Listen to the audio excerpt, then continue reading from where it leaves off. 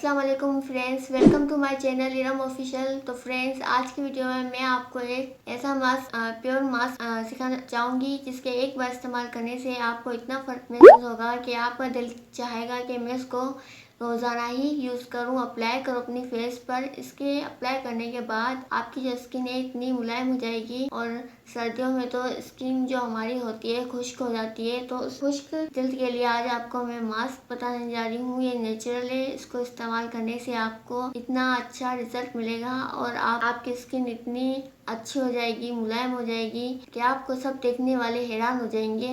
तो अब आते हैं हम इस वीडियो की तरफ। सबसे पहले है मैंने यहाँ पे केले को मैंने काटा है यहाँ पर, और अब मैं इसमें एक ऐसी चीज़ ऐड करूँगी और इसका मिक्सचर बनाऊँगी, फिर आपको अप्लाई करके दिखाऊंगी। फिर मेरी जो स्किन है वो बहुत मुलायम हो जाएगी, आप देखिएगा। अब चलिए हम वीडियो की तरफ आते हैं।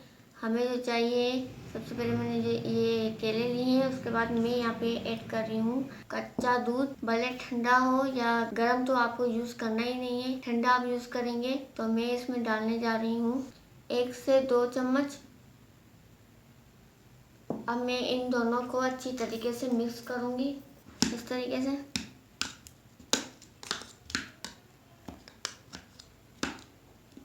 अगर आप चाहें तो आप ब्लेंडर में भी इसका मिक्सर बना सकती हैं। इस तरीके से आपको मिक्स करना है। केले के बहुत सारे फ़वाद होते हैं।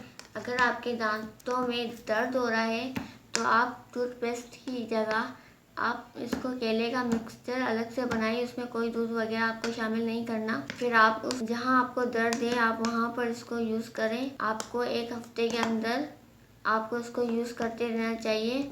ऐसा करने से आपका जो दर्द है वो जल्दी ही ख़त्म हो जाएगा। केले के तो बहुत सारे फ़वाद होते हैं। एक फ़ायदा ये है, इसको लगाने से आपकी स्किन बहुत नरम और मुलायम हो जाती है। इसको अच्छी तरीके से मिक्स कर लेना है। अब मैंने इसको मिक्स कर लिया है। मिक्स करने के बाद आप इसको जल्दी से ही अप्लाई करेंगे, क्योंकि ये लगाने के बाद केला वैसे भी ब्लैक हो जाता है, सिकुड़ जाता है यानी। तो ये हमारा मिक्सर तैयार हो चुका है। अब मैं इसको अप्लाई करके दिखा रही हूँ आपको। मैं ब्रश की मदद से लगा रही हूँ अपने हाथों पे।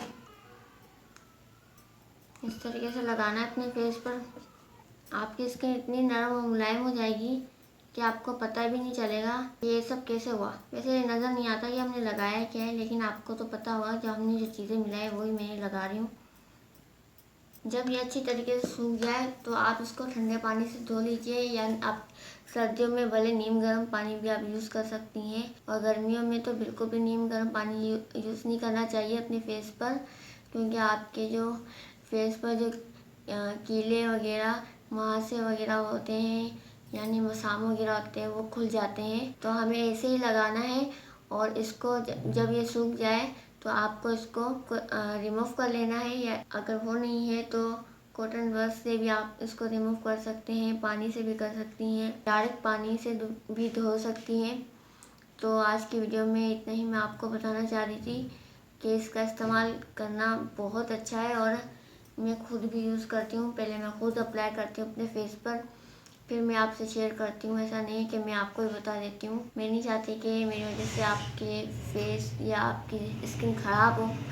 तो फ्रेंड्स, आप मेरी वीडियो को लाइक कीजिएगा, सब्सक्राइब कीजिएगा और कमेंट में बताइएगा कि आपको मेरी वीडियो कैसी लगी है।